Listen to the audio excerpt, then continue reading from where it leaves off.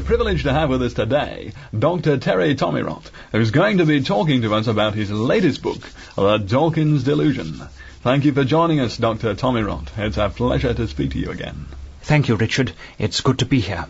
Now, Dr. Tomirot, you're famous for declaring in no uncertain terms that you are not a believer in Richard Dawkins. You don't think he really exists. Now, why is that? Well, nothing so simple, Richard. You shouldn't ask sensible people to believe in something unless you've got evidence for it. If there is a Dawkins, why hasn't he shown himself to me? In your opinion, then, are people who believe in Richard Dawkins just a little bit dim? Well, in a way I can understand the mistake. Simple people pick up a handful of books claiming to be written by Dawkins. And since a Dawkins seems to be a sufficient account for how they got to be there, for the similarities in all the texts and so on, they stick with common sense and fallaciously conclude that this Dawkins, which they have never seen with their own eyes, actually exists. Of course, some people do claim to have seen Richard Dawkins and even shaken his hand. Yes, if you can believe them. You think they're all lying? I didn't say that. Of course, there's no shortage of liars in the world, and undoubtedly some people who claim to have had these Richard Dawkins experiences are deliberately telling fairy stories. But, you know, the human brain is a very, very complicated thing, and conjuring up an imaginary Dawkins would be child's play for it. Christopher Robin had Binker, I had the slimy custard man. I suspect that something very similar is happening with people who claim to have seen a Richard Dawkins, or heard his voice, or felt his touch. But the books aren't evidence for the existence of Richard Dawkins either. No, of course not. As a scientist, it is no answer to the problem of where did this inane rubbish come from to stick a label on it that says Richard Dawkins. Each book is a simple rearrangement of only 26 letters. Even a child should be able to see that, with a little random shuffling of vowels and consonants on a computer, one can arrive at all sorts of patterns like that. Working out how each letter got into the place that it did is the business of science. Claiming that Dawkins did it puts an end to an inquiry that promises to give us a full and satisfying explanation of how these books came to be, without the need for invoking a discredited, superstitious Dawkins of the Gap type hypothesis.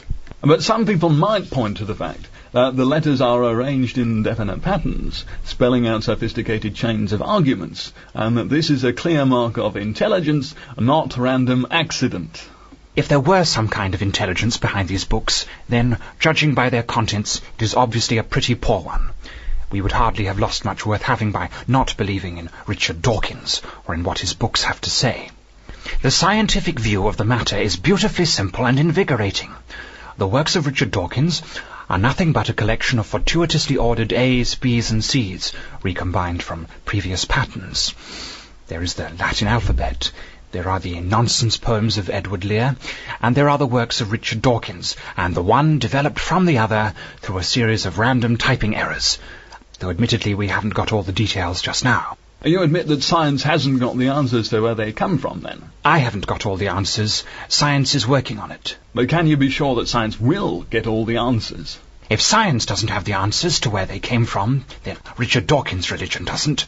If a Dawkins designed the books, then who designed the Dawkins? Just tell me that. In your book, you have described the Dawkins revealed in the literature as an ostentatious, acrimonious, supercilious, pusillanimous, calumnious, censorious, vituperative, querulous, embittered, obsessive, and bombastic bully. Yes, that seems fair enough to me. Now, some people might say that that's going a bit over the top. Read your Richard Dawkins if you think that. Just read it. Read A Devil's Chaplain. Apart from finding no evidence whatsoever for an intelligence hiding somewhere beneath the paragraphs in the mystical realm of blind faith, you will discover, on the other hand, plenty of intolerance and bigotry in every chapter. All of these very good reasons to have nothing whatsoever to do with this Richard Dawkins religion. Dr. Tomirot, you have described this widespread belief in Richard Dawkins as a dangerous delusion. But what's especially dangerous about people believing in the existence of Richard Dawkins if it makes them happy?